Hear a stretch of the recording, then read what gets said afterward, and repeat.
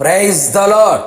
కరుణా కటాక్షము గలవాడును దయాదాక్షిణ్య పూర్ణుడైన యేసుక్రీస్తు శుభనామములో మీరు అన్ని విషయములలో వర్ధిల్లుచు సౌఖ్యముగా ఉందురుగాక. ఈ దినపు యేసయ్య జీవపు మాట 73వ కీర్తన 23వ చరణం. నేను ఎల్లప్పుడూ నీ యొద్ద ఉన్నాను. యేసయ్య నామములో ప్రతి స్థలములలో ప్రార్థన చేయుచు, యేసయ్యందు విశ్వాసముంచి, యేసయ్య అడుగు జాడలలో నడుచుచు, యేసయ్య వలె మారాలని ఆశతో ఆకాంక్షతో ఎదురు చూచుచున్న నా దేవుని ప్రియులారా, మన దైనందిన ఆత్మీయ ఆధ్యాత్మిక జీవితంలో ఆయన సన్నిధిలో ధైర్యముగా చెప్పుకోనదగిన సాక్ష్యము గలవారమై ఉండవలెను, చెప్పేవారమై ఉండవలెను. భక్తుడు తన వ్యక్తిగత అనుభవం సెలవిచ్చెను. నేను ఎల్లప్పుడూ నీ యొద్దనే ఉన్నాను అని యేసయ్యతోనే చెప్పాను. ఎంత ధైర్యము కదా. అవును ప్రియులారా, మనము కూడా చెప్పగలిగే స్థాయికి రావలేను కదా. ఎల్లప్పుడూ అనగా వ్యాధి బాధల యందు, సుఖదుఖముల యందు, శ్రమలు, శోధనలు, ప్రతికూల కార్యములు, సంతోషము, ఆవేదన, ఇలా ప్రతికూల పరిస్థితుల్లో కూడా ఆయన పాదముల యొద్ద ఉండి ఆ స్థాయికి ఎదగవలెను.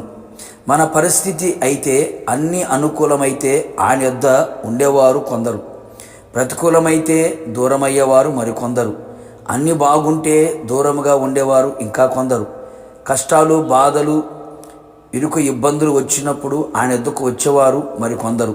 ఇలాంటి స్థితులలో ఆత్మీయులు, క్రైస్తవులు ఉన్నారు కదా. మనము అట్టి వారముగా ఉండరాదు సుమి. అన్ని వేళలా, అన్ని పరిస్థితులలో ఆయన యొద్దనే, ఆయన పాదపీఠమై ఉండవలెను. మనము ఆయన యొద్ద ఉండాలి అనుకొనిన, మనలను ఆయన యొద్దకు చేర్చుకోవాలి అనుకొనిన, మనము ఆయనకు ఇష్టులై ఉండవలెను. మనుషులకు ఇష్టులు కాక, లోకమునకు ఇష్టులు కాక, నా ఇష్టము అనే వారము కాక, ఆయనకిష్టమైన దానిని గ్రహించి చేయుచు, ఆయనకిష్టానుసారమైన జీవితము చేయుదుముగాక. ఆయనకిష్టమైన వారిని ఆయన పిలువగా వారు ఆయన యొద్దకు వచ్చిరి అని వ్రాయబడి ఉన్నది కదా. నమ్మకమైన వారిగా ఉన్నప్పుడు ఆయన యొద్ద నివసించదము. అన్ని విషయములలో కొంచెములో, మిక్కిలి కొంచెములో, దేవుని ఇంటిలో, నీ ఇంటిలో, నీ కలిగిన సమస్తములో నమ్మకమైన వారముగా ఉండాలి.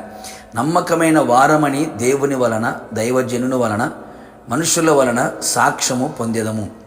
ఆయనకు శిష్యులమై ఆయనను వెంబడించుచు ఆయన యొద్ద ఎల్లప్పుడూ ఉండేదము. ఎల్లప్పుడూ మనము ఆయన యొద్ద నిలిచి ఉన్నప్పుడు మన కుడి చేతిని ఆయన పట్టుకొనును, మనకు సహాయము చేయును. ఆశ్చర్యకరమైన సహాయము చేయుటకు ఆకాశ వాహనుడే వచ్చి అన్ని వైపులా, అన్ని విధాలుగా నీకు సహాయము చెయ్యును. కట్టబడిన కట్లని విప్పి, మూయబడిన ప్రతి తలుపులను తెరచి, అన్ని విషయములలో అత్యధికమైన జయమును నీకు అనుగ్రహించును.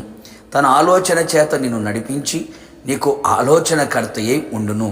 అంతేగాక ఆయన ఆర్భాటముతో, ప్రధానతతో, శబ్దముతో, దేవుని బోరతో వచ్చినప్పుడు, నిన్ను పిలిచినప్పుడు ఆయన తన మహిమలో నిన్ను చేర్చుకొనును. ఆయనతో యుగయుగములు నిలిచి ఉండెదవు. ప్రార్థన.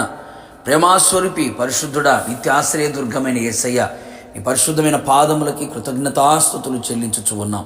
మరొక్కసారి మీ జీవపు మాట చేత మన ప్రాణాత్మ శరీరములని మరింతగా మీరు బలపరిచినందుకే స్తోత్రాలు.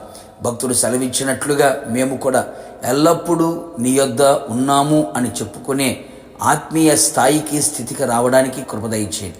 ప్రతి పరిస్థితులలో కూడా మీ యొద్దనే, మీ పాదపీఠం యొద్ద నిలుచున్నట్లుగా సహాయము చేయండి. నీ యొద్ద నిలిచి ఉన్నవారి కుడి చేతిని పట్టుకొని సహాయము చేసి జయమునివ్వగలిగిన దేవుడవు, ఆలోచన చేత నడిపించగలిగిన దేవుడవు, తర్వాత మహిమలో చేర్చుకొనగలిగిన దేవుడవు. అట్టి కృపని, భాగ్యమును మా అందరికీ దయచేయమని, మీరు ఆకడలు మేమంతా కూడా సిద్ధపడి మీతో కూడా యుగయుగములు ఉన్నట్లుగా కృప దయచేయమని యేసు నామములో అడిగి పొందుకొని ఉన్నాము తండ్రి, ఆమేన్. నిశ్చయముగా మీరును మీ కుటుంబ సభ్యులందరూ ఎల్లప్పుడూ యేసయ్య పాదముల యొద్ద నిలిచి ఉందురు గాక. God bless you.